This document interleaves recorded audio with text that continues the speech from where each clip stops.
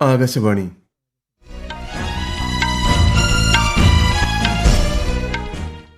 നമസ്കാരം. വാർത്തകൾ വായിക്കുന്നത് നരേന്ദ്രമോഹൻ.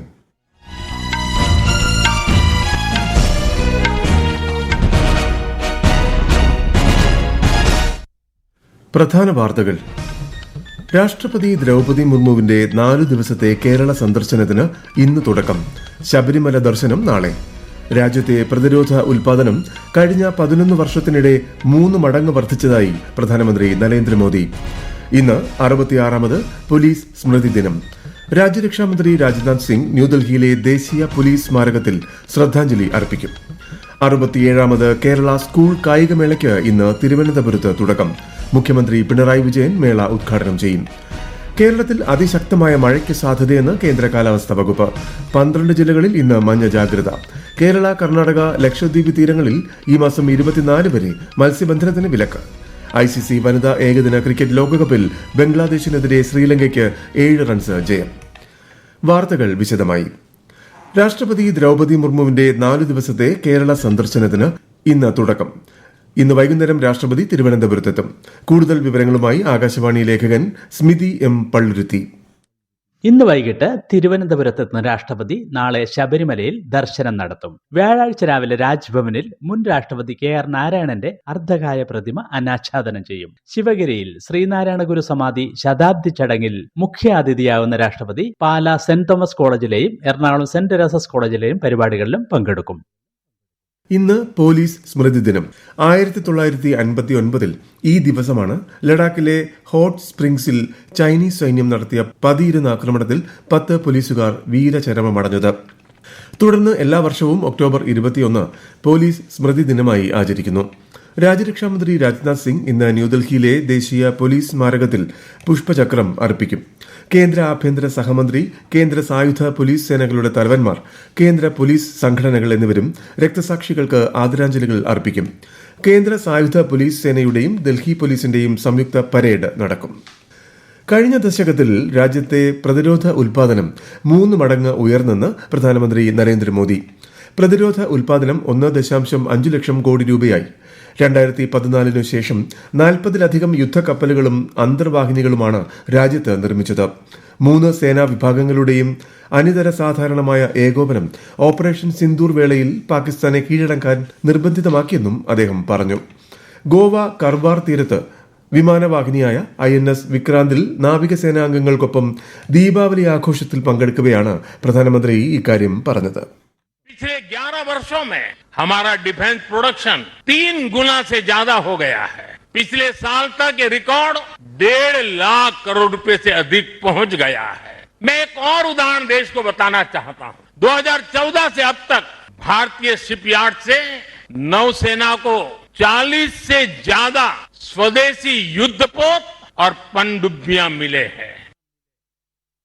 ബീഹാറിൽ നിയമസഭാ തെരഞ്ഞെടുപ്പിന്റെ ആദ്യഘട്ടത്തിലേക്കുള്ള നാമനിർദ്ദേശ പത്രിക പിൻവലിക്കാനുള്ള സമയപരിധി അവസാനിച്ചു.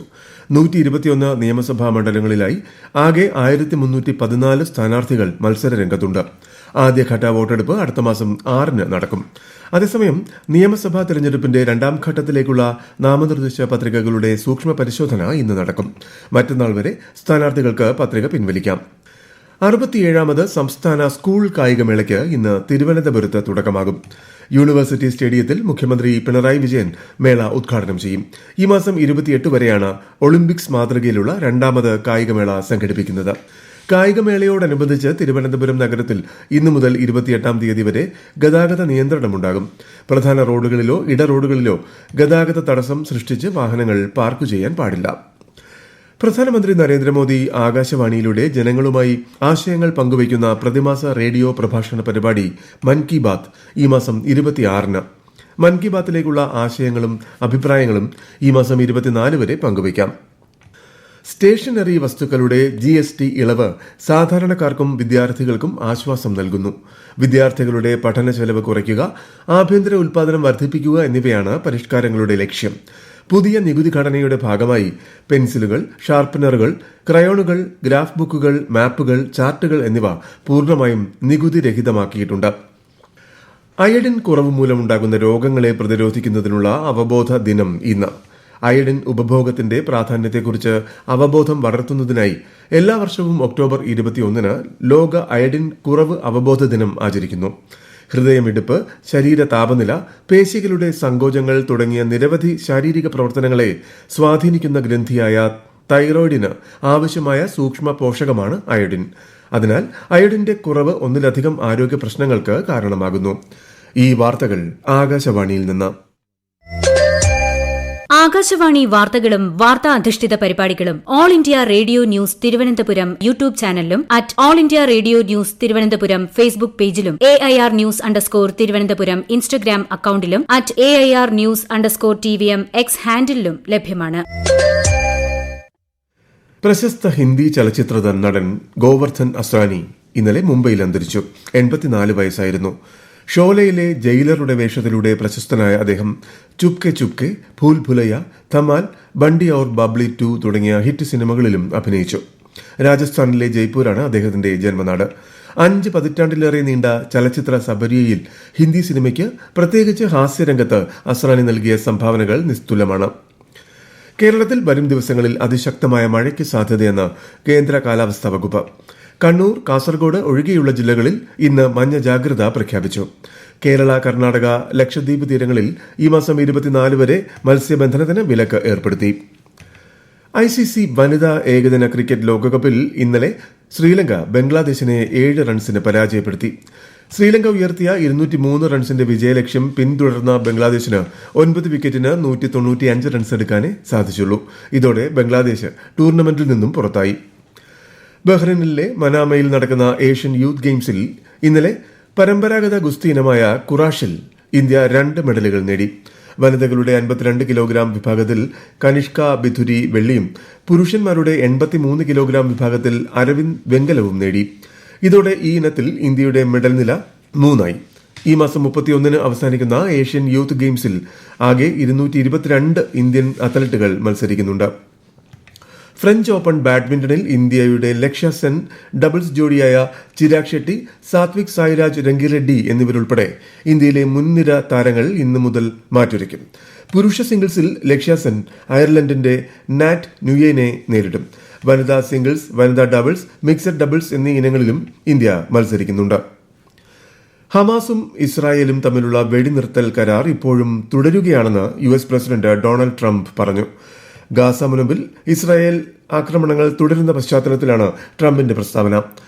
റാഫയ്ക്ക് സമീപം 2 ഇസ്രായേലി സൈനികർ സ്ഫോടനത്തിൽ കൊല്ലപ്പെട്ടതിനെ തുടർന്ന് ഇസ്രായേൽ ഗാസയിൽ വ്യോമാക്രമണം നടത്തിയിരുന്നു. ആക്രമണത്തിൽ ഒരു പത്രപ്രവർത്തകൻ ഉൾപ്പെടെ 15 പേർ കൊല്ലപ്പെട്ടു. അതേസമയം ട്രംപിന്റെ ഉപദേഷ്ടാവ് ജാരഡ് കുഷ്ണറും പ്രത്യേക ദൂതൻ സ്റ്റീവ് വിറ്റ്കോഫും ഇസ്രായേലിലെത്തിയിട്ടുണ്ട്. ജപ്പാനിൽ ഭരണകക്ഷിയായ ലിബറൽ ഡെമോക്രാറ്റിക് പാർട്ടിയും ജപ്പാൻ ഇന്നൊവേഷൻ പാർട്ടിയും സഖ്യകരാറിൽ ഒപ്പുവച്ചു. ഇന്ന് പ്രധാനമന്ത്രി തെരഞ്ഞെടുപ്പ് നടക്കാനിരിക്കവെയാണ് ഇരു പാർട്ടികളും തമ്മിൽ യോജിച്ച് പ്രവർത്തിക്കാൻ ധാരണയായത്. സാമ്പത്തികം, വിദേശകാര്യം, ദേശീയ സുരക്ഷ ഉൾപ്പെടെയുള്ള മേഖലകളിൽ സഹകരിച്ച് പ്രവർത്തിക്കുമെന്ന് ഇരു പാർട്ടികളും വ്യക്തമാക്കി. ഈ കരാറോടെ ലിബറൽ ഡെമോക്രാറ്റിക് പാർട്ടി നേതാവ് സനായി തക്കായിച്ചി രാജ്യത്തെ ആദ്യ വനിതാ പ്രധാനമന്ത്രിയാകാനുള്ള സാധ്യത തെളിഞ്ഞു. ശ്രീ പത്മനാഭസ്വാമി ക്ഷേത്രത്തിലെ അൽപ്പശി ഉത്സവത്തിന് ഇന്ന് തുടക്കമാകും. ഈ മാസം 30 ശംഖുമുഖം കടപ്പുറത്ത് നടക്കുന്ന ആറാട്ടോടുകൂടി അൽപ്പശി ഉത്സവം സമാപിക്കും. ആറാട്ട് ഘോഷയാത്രയെ അനുഗമിക്കുന്ന ഭക്തജനങ്ങൾക്ക് ക്ഷേത്രത്തിൽ നിന്നും പ്രത്യേക പാസ് ഏർപ്പെടുത്തിയിട്ടുണ്ട്. പ്രധാന വാർത്തകൾ വീണ്ടും. രാഷ്ട്രപതി ദ്രൗപദി മുർമുവിന്റെ 4 ദിവസത്തെ കേരള സന്ദർശനത്തിന് ഇന്ന് തുടക്കം. ശബരിമല ദർശനം നാളെ. രാജ്യത്തെ പ്രതിരോധ ഉൽപാദനം കഴിഞ്ഞ 11 വർഷത്തിനിടെ 3 മടങ്ങ് വർദ്ധിച്ചതായി പ്രധാനമന്ത്രി നരേന്ദ്രമോദി. ഇന്ന് 66ാമത് പോലീസ് സ്മൃതിദിനം. രാജ്യരക്ഷാമന്ത്രി രാജ്നാഥ് സിംഗ് ന്യൂഡൽഹിയിലെ ദേശീയ പോലീസ് സ്മാരകത്തിൽ ശ്രദ്ധാഞ്ജലി അർപ്പിക്കും. 67ാമത് കേരള സ്കൂൾ കായികമേളയ്ക്ക് ഇന്ന് തിരുവനന്തപുരത്ത് തുടക്കം. മുഖ്യമന്ത്രി പിണറായി വിജയൻ മേള ഉദ്ഘാടനം ചെയ്യും. കേരളത്തിൽ അതിശക്തമായ മഴയ്ക്ക് സാധ്യതയെന്ന് കേന്ദ്ര കാലാവസ്ഥാ വകുപ്പ്. 12 ജില്ലകളിൽ ഇന്ന് മഞ്ഞ ജാഗ്രത. കേരള, കർണാടക, ലക്ഷദ്വീപ് തീരങ്ങളിൽ ഈ മാസം 24 വരെ മത്സ്യബന്ധനത്തിന് വിലക്ക്. ICC വനിതാ ഏകദിന ക്രിക്കറ്റ് ലോകകപ്പിൽ ബംഗ്ലാദേശിനെതിരെ ശ്രീലങ്കയ്ക്ക് 7 റൺസ് ജയം. വാർത്തകൾ കഴിഞ്ഞു. അടുത്ത വാർത്താ പ്രക്ഷേപണം 12:30.